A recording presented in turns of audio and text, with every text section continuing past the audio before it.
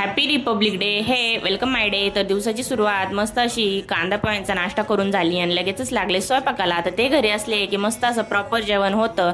आणि आजचा दिवस आणि आजचा व्लॉग रँडमच आहे म्हणून म्हटलं लाडूबाईचं मस्त असं फोटोशूट करून घेऊया. आणि छान अशा पोस्ट दिला येत्या एकदम परफेक्ट जशा सांगितल्या तशा. आणि त्यांना म्हटलं जा आता तिला बाहेर घेऊन. आणि मस्त ते गेले बाहेर. तोपर्यंत म्हटलं पूजा वगैरे करून घेऊया. देवपूजा केली की एकदम छान वातावरण होतं आणि संध्याकाळच्या टायमाला एकदम फ्रेश वाटतं.